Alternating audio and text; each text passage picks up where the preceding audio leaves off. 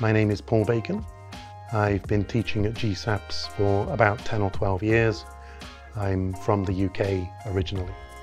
I specialise in international relations and perhaps especially in the topic of the European Union and the European Union as an actor in the Indo-Pacific. In GSAPS mostly specialises in regional studies, and that's to say the regional studies of Southeast Asia. So what I do is I look at two phenomena. The first of these is something called interregionalism. And so interregionalism is when two important actors from different geographic regions have interactions with each other of a political, economic, social or military nature. So that's interregional relations. The second thing that I study is the idea of comparative regionalism. And when we do comparative regionalism, we look at two separate regions and we hold them steady and we look at the similarities and the differences between them, their political systems, their religious and cultural backgrounds, the way in which their decision-making processes have evolved. So that's fundamentally what I do. Well, I chose to specialise in international relations more broadly because I come from a family of people who've historically always been very, very interested in international relations. So many members of my family worked as diplomats for the UK government, or they worked in various government administrations on behalf of the UK. But sort of more specifically, I'm British and English, but I also feel a very close connection to Europe and to the European Union. I'm personally very interested in the way in which regional framing is used for the international relations of this part of the world. Regions are usually socially constructed for political reasons, and so what I like to do is look at that and sort of engage in critical thinking around those social and political processes and to try and unpack them so that we can understand this important region much more effectively. So also one of the reasons why I'm interested in the European Union is that Europeans like to claim that they've finally escaped from something called the realist trap. And realism tells us that life is all about military power and about preparing for future war, balances of power, ultimately balances of power collapse and we fight wars. And that it's very, very difficult, perhaps even impossible, to escape from this trap. But the European Union is an example of how it is possible to escape from this trap.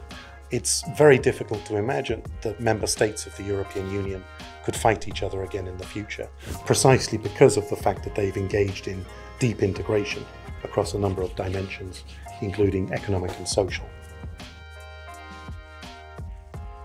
Students who study in my classes, but also in classes at GSAPS, have all sorts of exciting opportunities to go further as international relations professionals, where their expertise on international relations is quite valuable.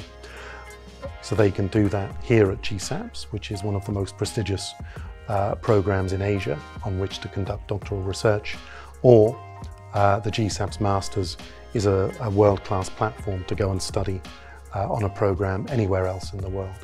So what I like to do in my classes, because it's graduate school, so fundamentally I want to put the emphasis on the students and I want them to be leading the discussion. So I think that's the fundamental thing. But the other thing is critical thinking.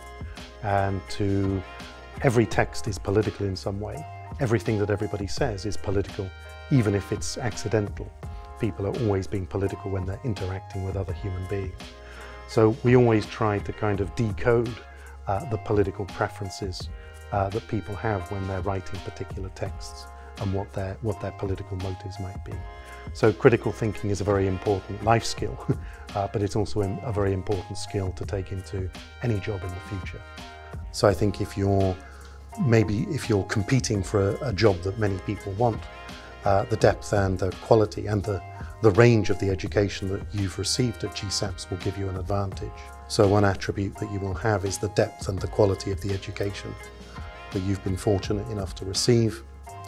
I think also you will have become a critical thinker. This is very important. I've mentioned it before, but I'll mention it again. And this is a portable skill. It's a skill that you can apply in all sorts of different circumstances.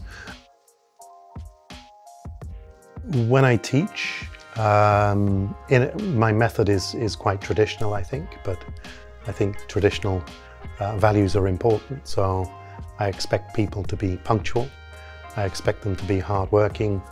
And one of the most rewarding things that you can have as a teacher is when it's clear that students have read the material that you've given them and that they've come up with some interesting thoughts that you hadn't anticipated, but when they've also taken it to the next level and maybe thought about things that you hadn't considered yourself.